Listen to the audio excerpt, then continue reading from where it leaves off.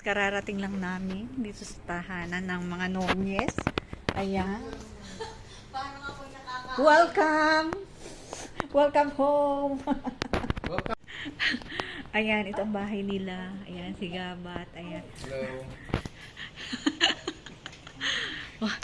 Asa na si Hildoko? Ayan. Hildoko! Hildoko! Hello!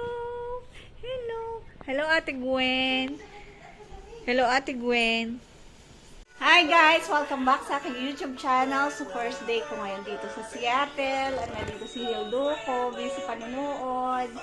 At nandito Hilda ko, ready for school na. Ihahatid na namin ni Mami sa bus stop. Si Mami naman ay papasok na. Yes. Say hi! Guys, mag-iimpis tayo dito sa bahay ni Naliha. Ayan, ayan. Dito sa Arlington, ito ang bahay nila guys. Ayan, ayan. So, tingnan natin ang before and after. Talaga? Ayak na ang Hildoko. Ay, Hildoko. Maganda ng bangs, aba. O, ayan naman si Daddy Gabat. Ayan na, ayan. O, ayan. Ito yung mga bills na kailangang ayusin. Ayan. Magdade, siya lang muna. Ayan. Ninalia. Guys, so ihatid na namin si Hilda ako sa kanilang sa bus stop. Ayan, guys. Na.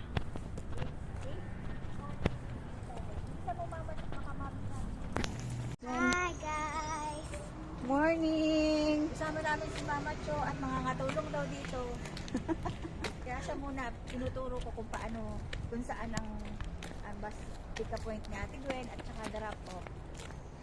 Yan. So, anong oras ang uwi ni Ate Gwen? Today is 3:40. 3:40. So, enjoy your school. What do you see?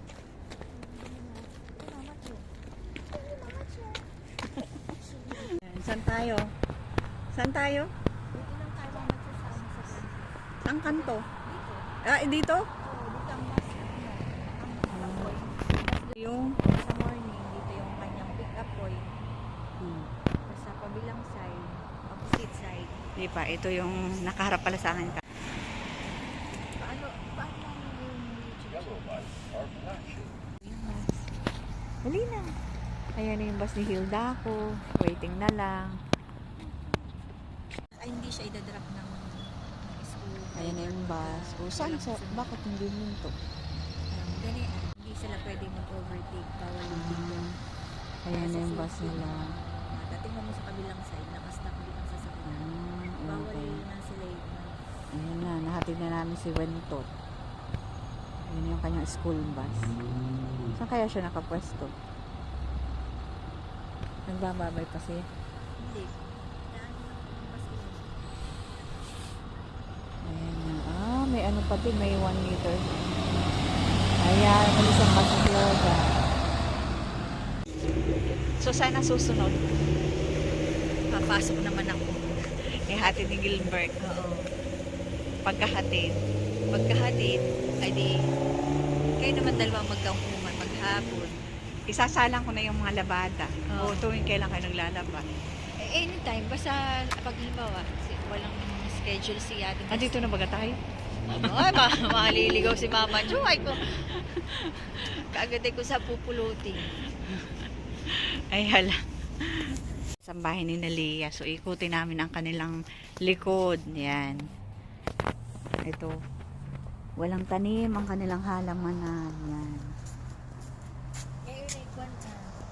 Ay, ito rin yung gilid. Maayos naman.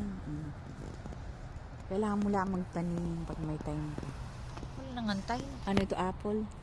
Hindi yung apple. Yung nasa harapan ng apple.